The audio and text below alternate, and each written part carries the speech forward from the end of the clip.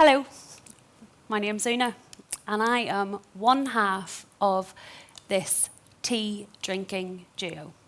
We co-lead Good for Nothing Chester, and today I'm going to tell you a little bit about who we are, what we do, and about why we believe in democratising city strategies.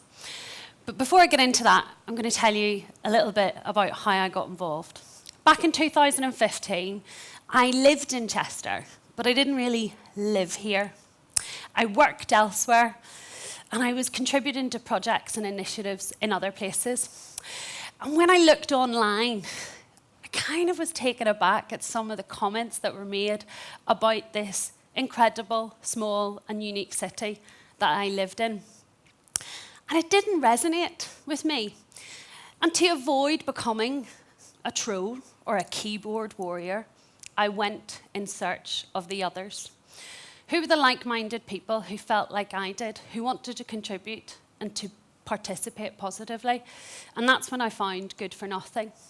Good for Nothing is a global movement that is made up of chapters that are run independently across the globe, from New York to Brisbane, to Portugal, to Brazil, and Chester. And Chester is probably the most prolific chapter. There are over 400 members in our group, and what brings them together is their ability to be creative and to use their individual skills to collaborate and accelerate positive change within their communities. We've helped shape various projects in this city, including the Super Trees Roundabout, Story House's Community Engagement Programme, Chester Sexual Health Services, amongst other things. And what our purpose is this, is if you want to live in an interesting place, then you need to contribute. And that's a driving force for all of us.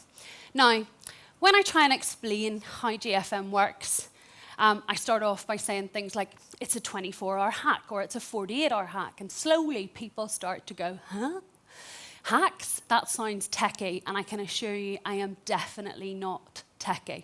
So I'm going to use the explanation I gave my mother. GFN is a bit like the Women's Institute, but if the Women's Institute took place in a pub, allowed men, and instead of being a little tipsy at the end, you solved a problem for a group of people. And that's kind of what we do. We solve problems for people who would otherwise not be able to get those services. We use our collective gains to do good for nothing. You get where the name comes. Back in 2018, we were approached by this man on the right, the one with the glasses, who is our local councillor, and the man to the left, who is our local MP. And they had a problem whereby loads of residents who owned local businesses, including independent restaurants, had seen a decline in the footfall of people using them. And they asked us if we could help them. So we did what we do, and we put on a hack. And the hack was called the foodie hack. And what came from that was amazing ideas and talented people giving their time to do good for their community. And the Hunger Games app was created. And this encouraged people to go out and explore our city, to find the nooks and crevices where independent businesses were, and use them through incentives. And it was really, really successful. And what that highlights is our making, creating, designing, coding, and doing. Because at our core is creating a culture of community collaboration. Now, fast forward to the pandemic and spending a lot of time at home, that same man with the glasses, our local councillor, got in touch with us and asked if we would help the council out with a review of the One City plan. Now, this really didn't feel like a GFM project because the One City plan was created back in 2012.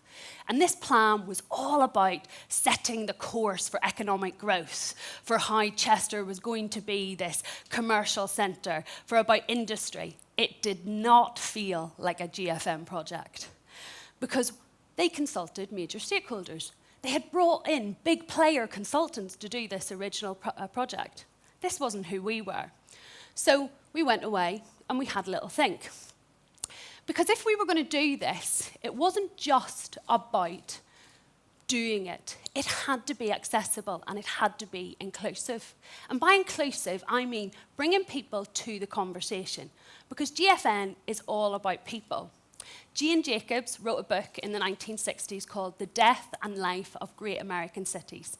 And in it she said, we needed to prioritise the complex neighbourhoods that existed within our cities, to consider the needs of those individuals and create cities that they wanted to live in and that supported their everyday lives. And historically, when town planners and architects and people in power design systems, they design them with themselves in mind.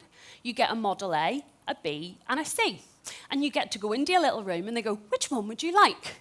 And you kind of go, oh, I'm not sure about this. Oh, have B, have B. And we end up getting something that really doesn't work for us. So if we were going to do this, it was going to be about people, putting people front and centre. And that's kind of what we started to think. Could we do it?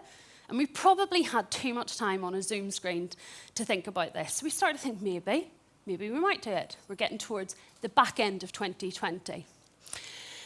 And we started to look at some of the models that we really believed passionately in. And this is Tessie Britton. Tessie Britton is the founder of Participatory City, a model which is about peer-to-peer support, about collaborating and being present in the neighbourhoods that you live in. And by that, we're talking about neighbourhoods made for everyone, that serve everyone. And we suddenly went, we have this in Chester. This is what we're passionate about.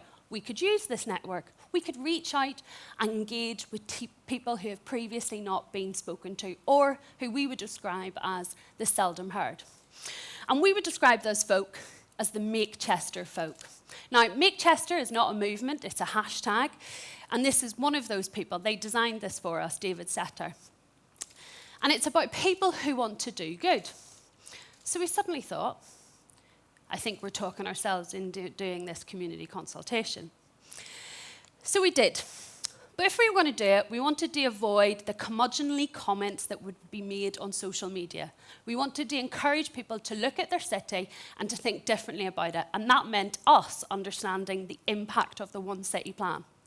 So we started to do exactly that. We didn't know some of these places, so we had to go and seek the expertise of people who'd lived here for a long time. This is an area in Chester, some of you might recognise it, that has been radically transformed by the One City plan. Some of you might know this. It's more than a building. It's become an active travel way into the city. It's connected people with their neighbourhoods. It's become an artery that encourages people to come into the city from the suburbs. And this was a One City plan project. So we started to think about how we might position things in a way that allowed people to reflect on what the One City plan was, how it supported their community, and how it made a difference to their everyday lives. So that's what we did. We said, okay, yes, we're going to do it, but we're going to put people first, and we're going to do it differently, the way GFN does. Then the news came. We went back into a lockdown at the end of 2020. We don't need reminding of that. And that's when things got difficult. We suddenly realised we were going to have to do things differently. We were going to have to use Zoom platforms and various other social and innovative ideas to connect our communities with this consultation. So we reached out to various individuals, community leaders, seldom heard, young parents, children, and asked them what they wanted from Make Chester. And we were blown away by those people who wanted to engage with us. That's not to say that there wasn't a few negative comments. There were quite a few. And I'm not quite as robust as I might look right now. But one of them was, they thought we were Quack, which is the name they give for the council. And they said, pretty much sums up Quack, good for nothing. I think they kind of missed the point of who we are.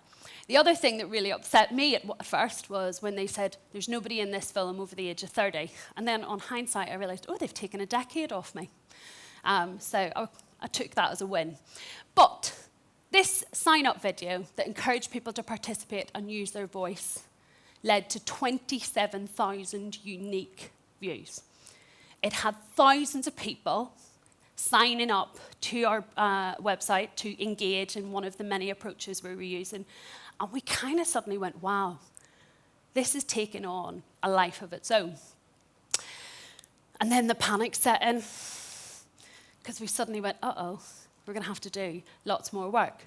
We had to create things that would connect people, that would delve deeper into how they felt about the city and what they wanted from the city. This is my co-lead, Holly, and I, who spent the entire Christmas of 2020 rewriting how we were going to engage with people, and then frantically redesigning stuff to go into our survey. Now, we have an ask at Good for Nothing, which is not just about participating, is who else can you bring to the table?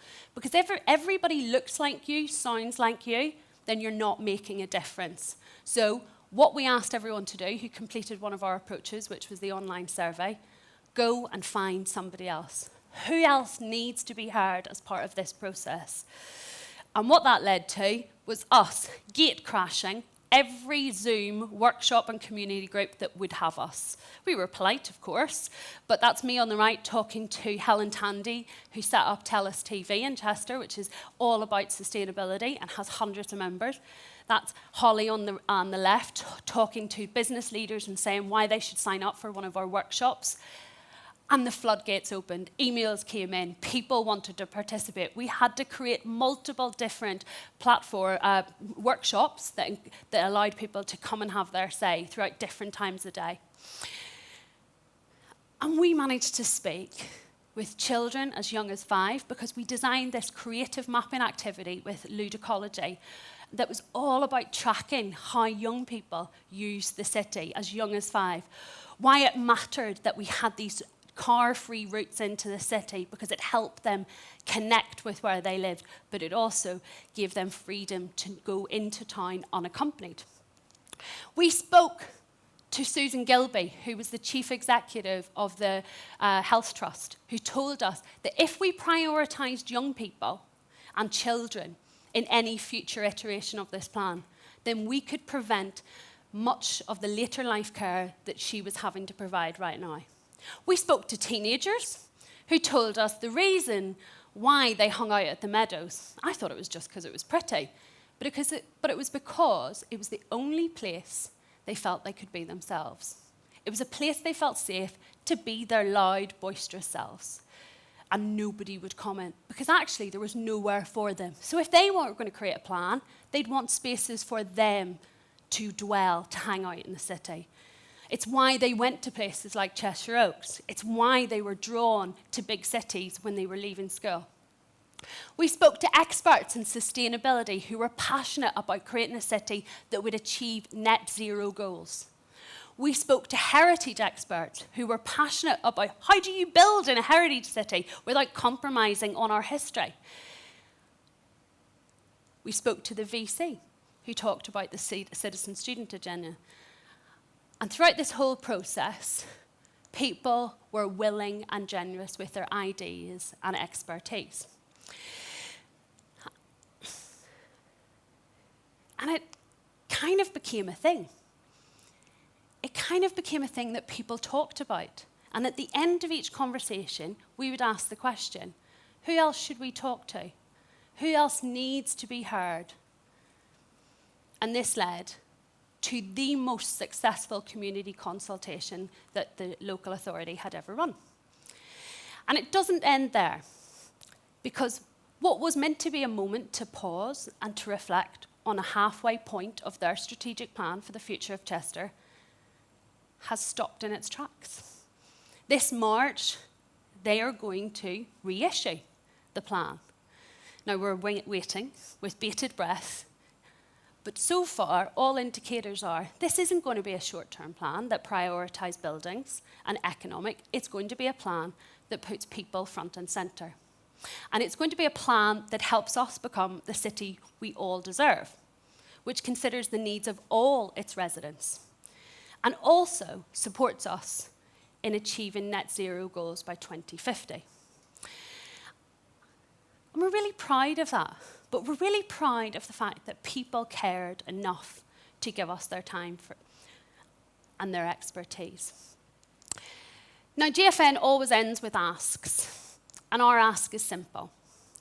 The next time you see somebody commenting negatively about where you live, and you kind of go, yeah, I'm going to like that. Don't.